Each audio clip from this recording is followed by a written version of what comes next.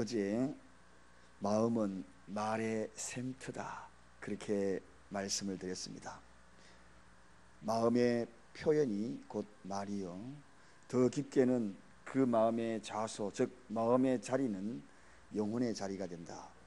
영혼의 자리, 다른 말로 이야기하면 말의 그 속에는 영혼의 표현이 들어있다는 것입니다. 그래서 마음의 표현이요, 영혼의 표현이요, 내 인격의 표현이요, 그리고 심지어는 이 말은 생명이요, 말은 능력이다 하는 말씀을 드렸습니다. 그런데 말도 이 입술로만 하는 말로 끝이 나버린다면 그것은 온전한 말이 아니라는 것입니다.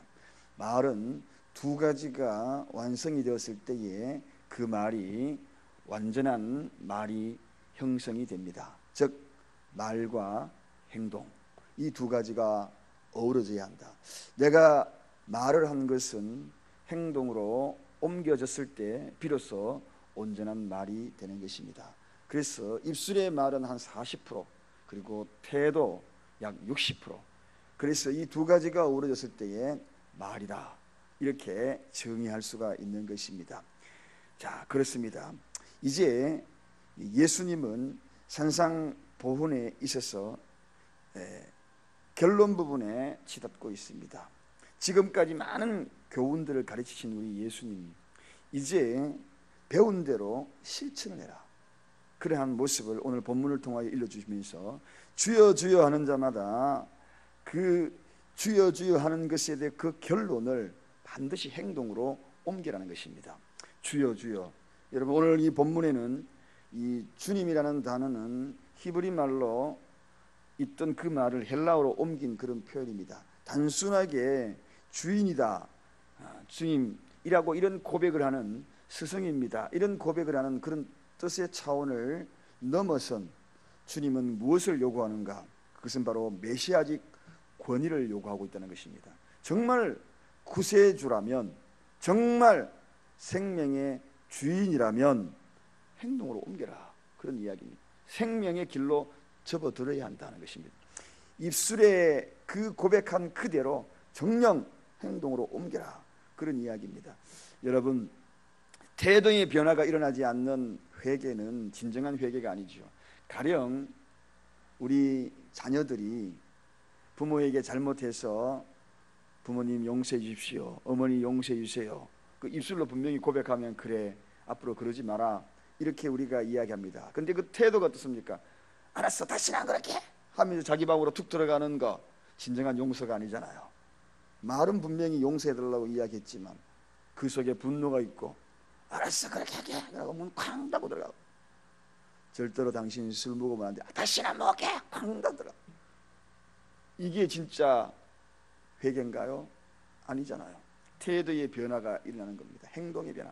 마찬가지로 오늘 이 본문의 이야기는 말 속에 이제는 신앙이, 우리 주님이 일러주시는 그런 행동신앙으로 옮겨라는 그러한 표현이기도 합니다. 그래서 입술신앙과 행동신앙, 이 두 가지가 반드시 어우러져야 되고, 이 두 가지가 합하여져서 온전한 신앙의 길로 접어들어라 하는 이러한 이야기도 됩니다. 입으로만 주님으로 시인하는 그러한 사람들을 온전한 신앙인이라고 볼 수가 없다는 것입니다. 아무리 기도를 유창하게 하고 아무리 찬송을 꾀꼬리 같은 그런 찬송을 한다 할지라도 그 삶에 하나님의 모습이 드러나야 한다는 것입니다. 행동으로 그 삶의 열매가 맺혀져야 한다는 것이 중요하다는 것입니다.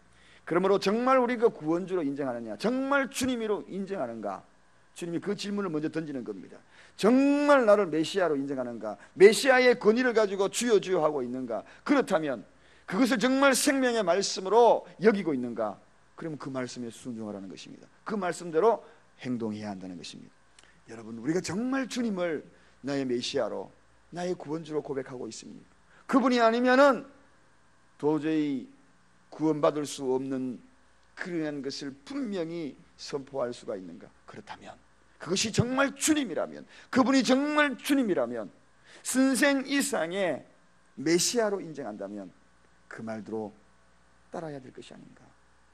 주여라고 했으면 행동으로 옮겨야 되는 신앙이 되어서는 안 되는가, 그런 이야기를 오늘 일러주는 것입니다. 그래서 중심을 보시는 그 모습을 통하여 참된 내 신앙이 주님 앞에 인정받는 것이 참 중요하다. 그래서 마지막 행동신앙으로 인정받는 그러한 신앙, 오늘 주님이 이 평지보온에서 일러주는 말씀입니다. 그러면 입술신앙이 어떤 것이고 행동신앙이 어떤 것인지 좀 더 간략하게 이해할 수 있는 말씀을 한번 생각해 보고자 합니다. 입술신앙이 어떤 신앙인가? 한마디로 이야기하면 아무 뜻 없이 입술만 고백하는 신앙. 성경에는 주님이 기도의 예화를 드시면서 중언부언이다, 그러한 표현을 하신 말씀이 계십니다. 중언부언의 입술신앙, 아무 뜻 없이 입술로만 고백하는 신앙.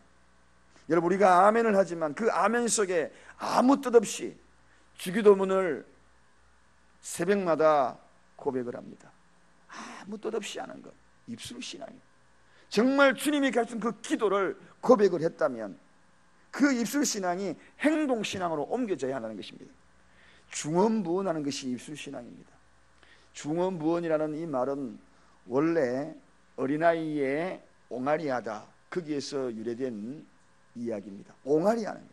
애들이 아무 별로 의미가 없어요. 무슨 말을 했어? 알아듣지를 못해.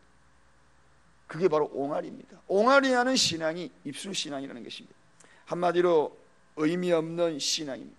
미완성의 사랑, 미완성의 믿음, 미완성의 소망, 이것으로 끝나버리는 것이 입술신앙입니다. 여러분, 오늘 이 시대에 입술신앙이 만연하고 있습니다. 입술 믿음이 만연하고 있고, 입술 소망이 만연하고 있고, 입술 사랑이 판을 치고 있습니다. 이러한 시대에 주님은 채워줘야 하는 것, 여기서 끝나서는 아니 된다는 것입니다. 그 속에 메시아적인 고백, 정말 메시아라고 이야기한다면 행동신앙으로 옮겨라 하는 것입니다. 이게 바로 입술신앙입니다. 두 번째 입술신앙은 순종치 않은 신앙을 이야기합니다. 여러분, 우리가 갈게 그러놓고 가지 않는다는 것은 순종신앙이 아니지요. 올게 그렇고 오지 않는다는 것은 순종신앙이 아닙니다. 동참할 수 있는 그런 행동적인 옮긴 그 모습이 되어야 비로소 우리는 순종신앙이라고 이야기할 수 있습니다. 심지어는 금식하고, 심지어는 철야를 하고, 심지어는 부르짖고 다 그렇게 한다 할지라도 순종이 따라지지 않는다면 그것은 행동신앙이 아니라는 것입니다. 그 역시 입술신앙이라는 것입니다. 오늘날 가장 보편적인 이 시대의 믿음 생활은 순종신앙이 되지 못하고 있다는 것, 참으로 안타까운 일이 아닐 수가 없습니다. 그래서 하나님께서 우리에게, 그의 사랑하는 백성들에게 고난도 주시고 때로는 징계도 주시고 합니다. 고난과 징계가 우리에게 있습니다. 그럼에도 불구하고 그 고난과 징계 속에서도 내 신앙의 절개를 지켜가면서 소중한 주님의 뜻을 발견해 나가면서 그 길을 정령 걸어갈 수 있는가? 그럴 때에 진정한 순종신앙이라는 것입니다. 우리 믿음은 축복과 그리고 그 속에 상을 담겨 있는 것에 대한 것에 민감한 그런 모습으로 빠져 있기 때문에 흔히들 오리를 범하는 것이 있습니다. 기도하면서 오직 축복, 오직 기대치. 그러나 정녕 중요한 것은 그 속에 하나님의 뜻이 무엇이 있는지, 이것이 가장 중요합니다.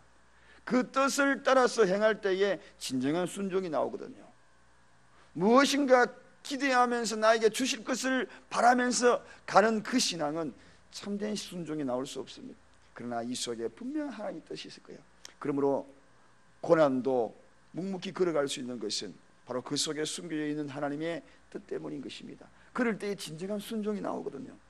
여러분, 그래서 우리는 진정한 순종 속에 감추어져 있는 하나님의 영광을 생각할 수 있는 그러한 자세가 된다면 입술신앙에서 탈피할 수 있습니다.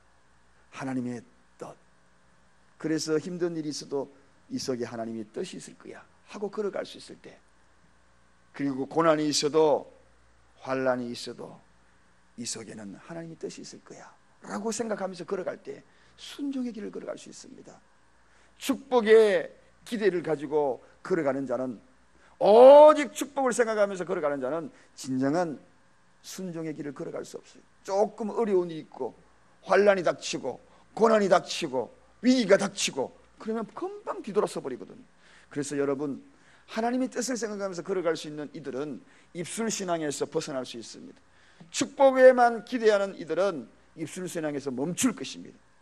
그러므로 여러분, 지금 어떤 어려움이 있어도 그 속에 하나님의 뜻을 발견하면서 입술신앙을 뛰어넘어 행동신앙으로 옮겨가는 저와 여러분 되시길 간절히 축원드립니다. 그러면 이 행동신앙을 하기 위해서 우리가 어떻게 되는가? 늘 하나님 앞에 가까이 가는 신앙이 되어야 합니다. 하나님 앞에 가까이 가는 신앙. 여러분, 오늘날 이 시대에 많은 신앙인들이 모이기를 피하는 경우가 너무나 많아요. 말세기의 징조를 따르고 있어요. 예배 때마다 가면 갈수록 모이기를 피하고 있어요. 하나님께로 가까이 가야 행동신앙으로 옮길 수 있는 자세가 생겨납니다. 사랑하는 여러분, 인격적인 교제는 하나님과의 만남으로부터 시작이 되는 거죠. 멀리 떨어져서 진정한 사랑과 진정한 교제가 일어나기 어렵습니다. 얼굴 한번 보지 않고 멀리서 펜팔하다가, 옛날에 펜팔이 얼마나 많이 있었습니까? 정말 얼굴 한번 보지 않고 군대에 있을 때에 펜팔을 막 합니다. 막상 만나가지고 실망하면 뒤돌아서 버리잖아요. 아유, 그동안 내가 시간 낭비했다. 인격적인 만남은 직접 만나야 되는 것입니다. 그래서 하나님 앞에 나아가야 되는 것이죠. 그랬을 때 진정한 교감이 일어나는 것입니다. 그러면 주께 나오지 않고서는 영적인 것을 깨달을 수가 없는 것입니다. 그분 앞에 나와서 우리의 모든 모습들이 온전하게 인격적으로 비춰졌을 때에, 그때 비로소 행동신앙으로 자동적으로 옮겨진다는 것입니다. 두 번째는, 행동신앙으로 옮길 수 있는 마음의 자세는 하나님의 말씀을 간절히 사모해야 합니다. 여러분, 사모하는 이들, 그래서 성경은 너희는 귀를 기울이고 내게와 들으라, 그리하면 너희 영혼이 살리라, 그렇게 소개하고 있거든요. 그래서 말씀 듣는 것에 대한 부분들을 굉장히 소중하게 생각을 해야, 그리고 간절히 사모해야 행동으로 옮깁니다. 여러분, 부모의 말씀을 간절히 사모하고 귀담아 들은 사람들은 행동으로 옮기죠. 건성건성 들은 사람은 절대로 행동으로 잘 옮기지 않습니다. 내가 언제 그랬는데, 엄마 무슨 말 했는데, 그러잖아요. 그러나 간절히 뼈에 사무치도록 마음속에 간직한 사람들은 행동으로 옮겨요. 실천에 옮기는 것입니다. 오늘도 수없는 하나님의 말씀들, 그 말씀에 귀 기울여 드려야 합니다. 세상의 이야기, 쾌락적이고 감각적이고 탐욕적이고 이런 것에는 굉장히 귀가 민감해요. 그러나 하나님의 정령 말씀, 살아 역사하시는 하나님의 말씀, 생명을 가져다주는 이 말씀에는 귀를 기울이지 아니하고 사모함이 없다는 것입니다. 그래서 오늘 우리는 주파수를 잘 맞춰야 합니다. 동일하게 들리는 모든 소리 가운데에 하나님의 말씀의 주파수에 가장 정확하게 맞췄을 때에, 그때는 행동으로 옮길 수 있는 그런 힘을 공급받는 것입니다.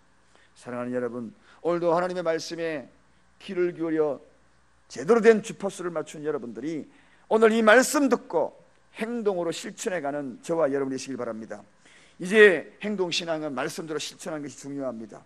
말씀 들은 자는 그 들은 그대로 행하는 것입니다. 이게 바로 역동적인 믿음이요, 행하는 믿음 아니겠습니까? 실천적인 믿음이 동반되지 않는 믿음은 야고보서 이야기하기를 2장 17절에 이야기하기를 죽은 믿음이다, 그렇게 이야기하지 않습니까? 실천적인 믿음으로 옮겨지지 않는 믿음은 죽은 믿음, 행동으로 옮겨지지 않는 믿음은 죽은 믿음이다. 그러므로 이 말씀들을 이제 실천하는 것이 참 중요합니다.